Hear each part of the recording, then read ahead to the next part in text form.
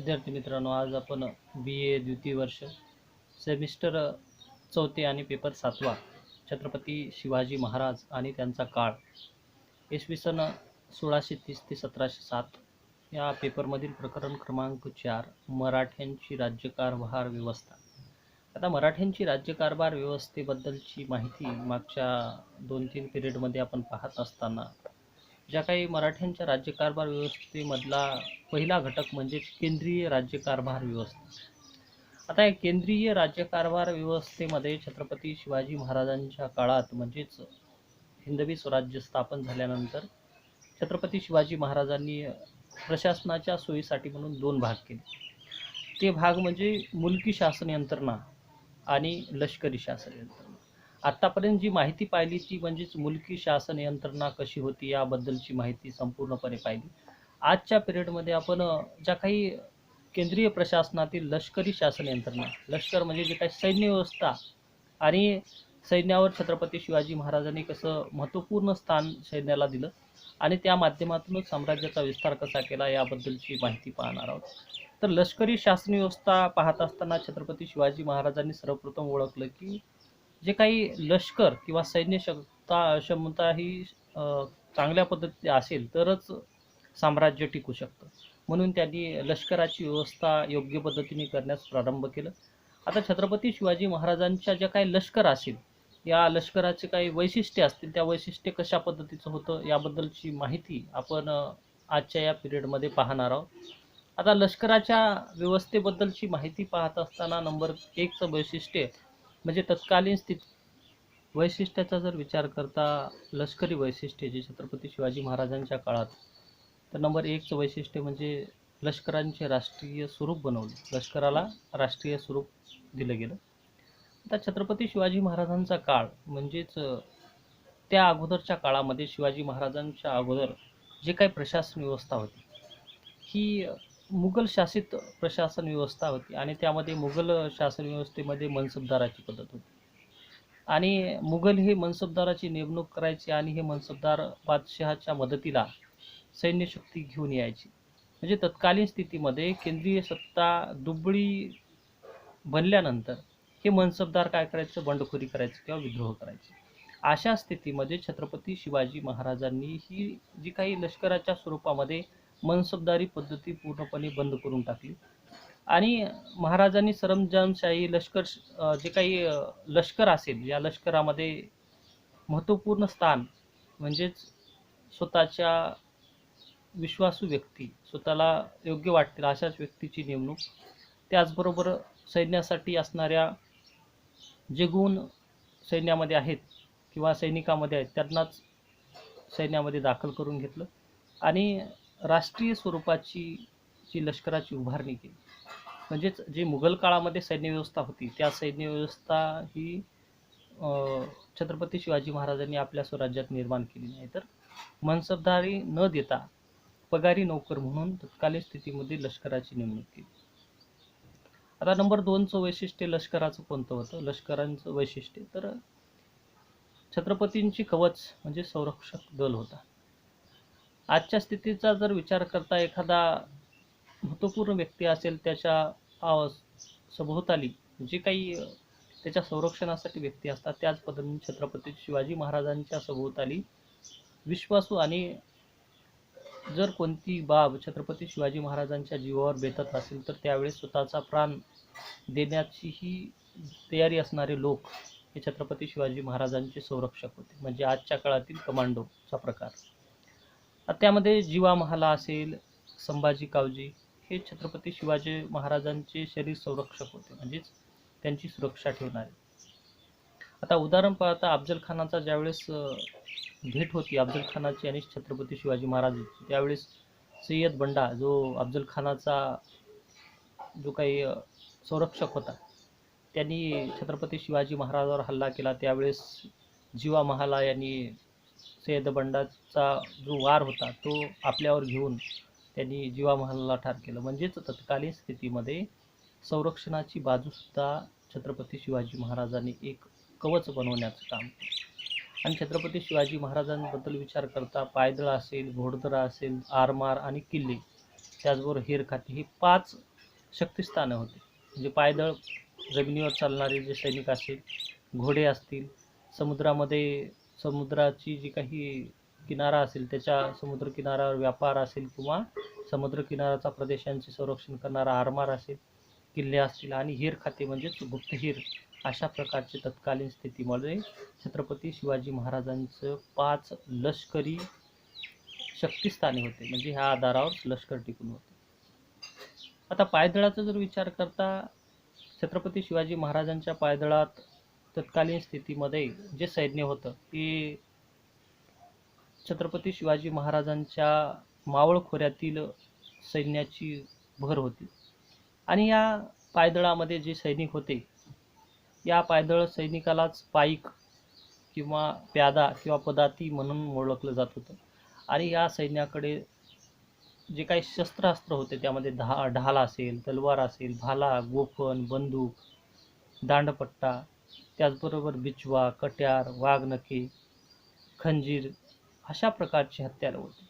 आणि हे त्याचबरोबर तत्कालीन स्थितीमध्ये पायदळात काही ढकाईत म्हणजे रणवाद्ये, म्हणजे जे काही युद्ध सुरू होत असण्याच्या अगोदरचे वाद्य वाजवणारा, त्याचबरोबर ढालाईत म्हणजे छत्रपती शिवाजी महाराजांचं जे काही भगवा ध्वज सांभाळणारे लोक, अशा प्रकारची पायदळामध्ये अधिकाऱ्याची नेमणूक किंवा सैनिकाची नेमणूक केली जात होती.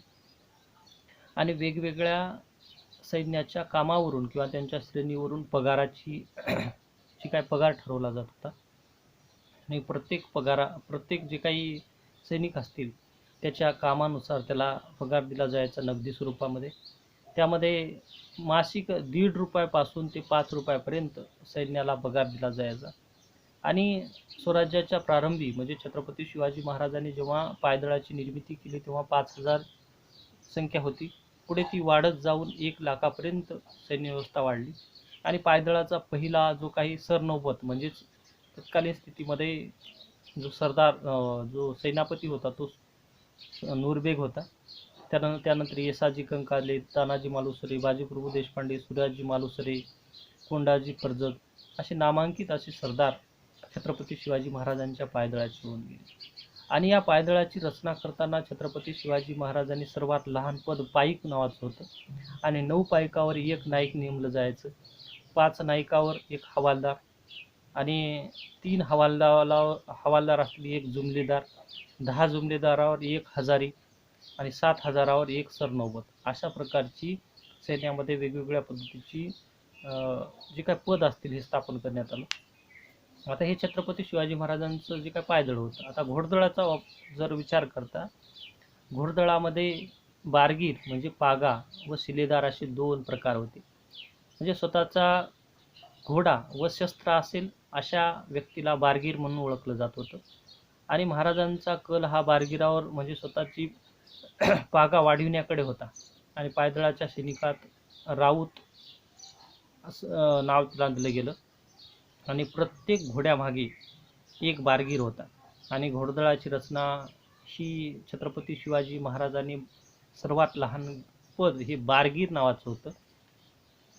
25 बारगीराचं सैन्य असेल त्याला 1 हवालदार म्हणायचं, 5 हवालदारावर 1 जुमलेदार, 10 जुमलेदारावर 1 हजारी, 5 हजारावर 1 पंच हजारी आणि त्याचबरोबर 5 पंच हजारीवर 1 सरनौबत, अशा प्रकारचं स्वरूप तत्कालीन स्थितीमध्ये छत्रपती शिवाजी महाराजांच्या घोडदळाचं.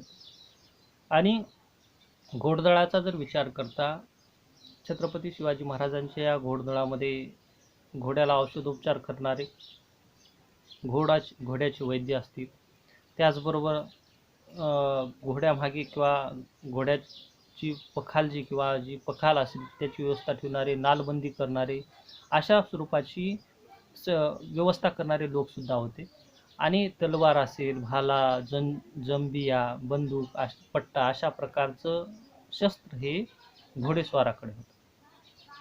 आणि छत्रपती शिवाजी महाराजांच्या या घोडदळाचा जर विचार करता, प्रारंभी छत्रपती शिवाजी महाराजाकडे 1,000 बारगीर होते आणि 2,000 शिलेदार होते. पण शेवटच्या काळात जवळपास 45,000 बारगीर आणि 60,000 शिलेदार अशा प्रकारची संख्या म्हणजेच एकूण 1,00,000 5,000 इतकी संख्या ही घोडदळाची झाली होती.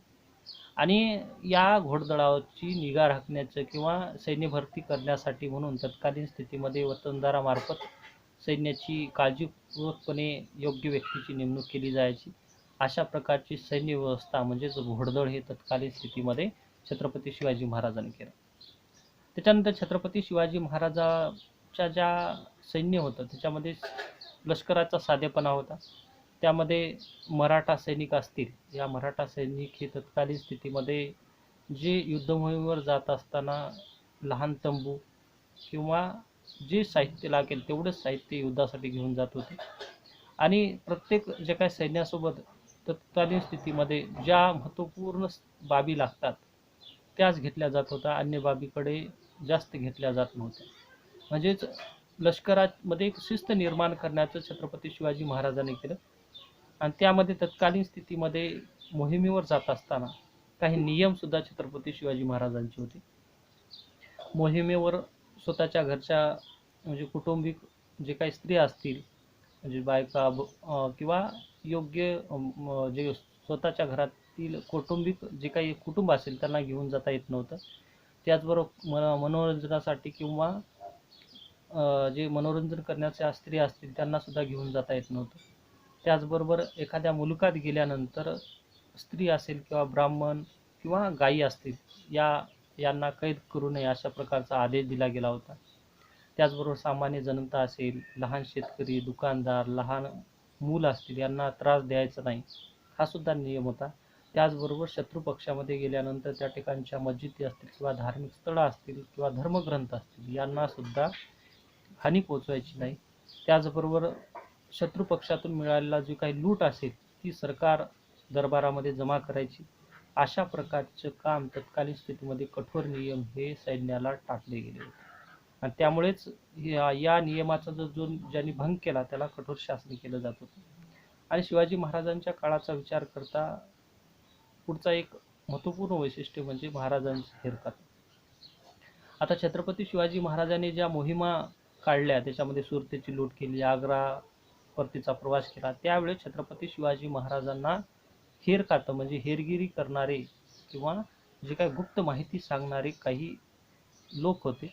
आणि ते तत्कालीन स्थितीमध्ये छत्रपती शिवाजी महाराजांनी खाजगी स्वरूपामध्ये त्यांना नेमलं होतं. आणि त्यांनी केलेल्या कामाबद्दल त्यांना मोबदला सुद्धा मिळत होता.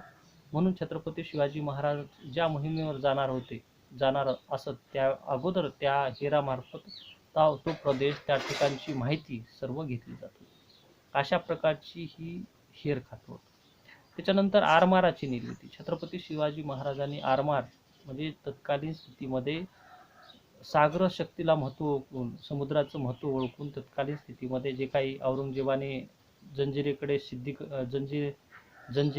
जंजिरेकर सिद्धी असेल किंवा युरोपीवर अवलंबून होता जो औरंगजेब, त्याच पद्धतीने छत्रपती शिवाजी महाराजांनी स्वतःची आरमार व्यवस्था निर्माण करण्याचं धोरण आखलं.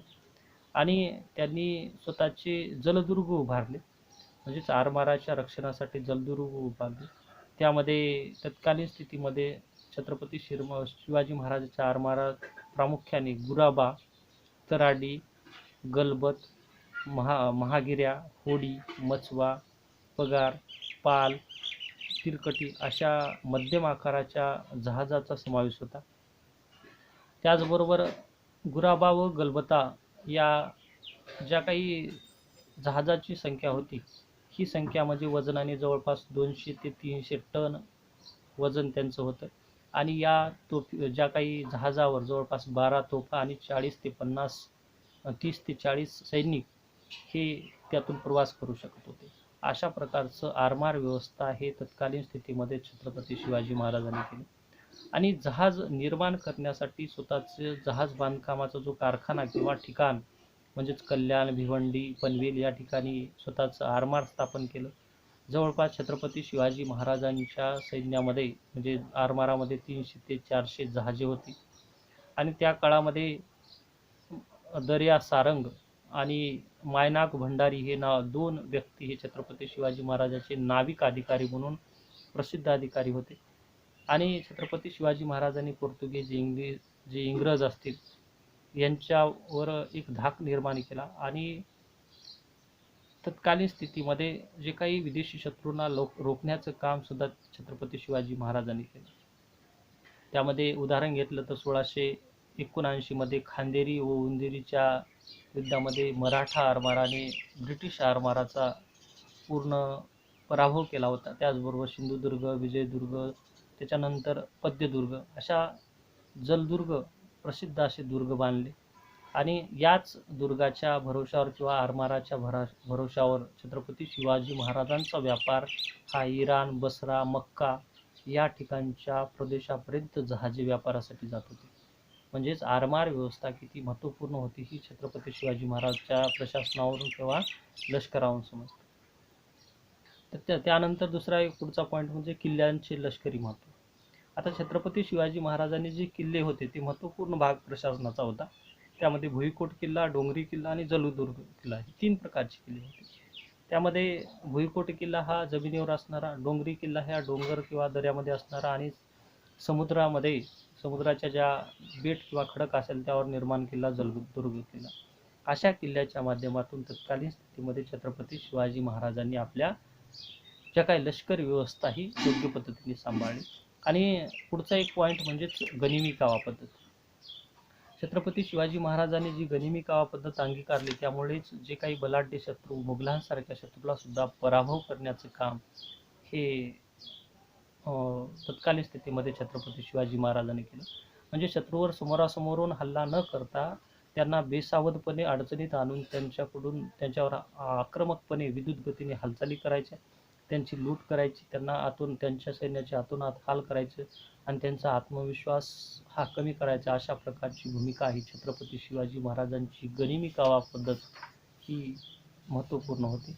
त्यामुळे छत्रपती शिवाजी महाराज यांचं जे काही सैन्य व्यवस्था किंवा त्यांची कारकीर्द ही एक महत्त्वपूर्ण मानली जाते. म्हणजे त्यांच्या आरमारामध्ये घोडदळ असेल, पायदळ असेल, आरमार असेल, किल्ले असतील आणि तत्कालीन स्थितीमध्ये गुप्तहेर शासन व्यवस्था किंवा गुप्तहेर प्रणाली ही छत्रपती शिवाजी महाराजांच्या जे काही जे काही लष्करी प्रशासन व्यवस्थेचे अविभाज्य घटक होते.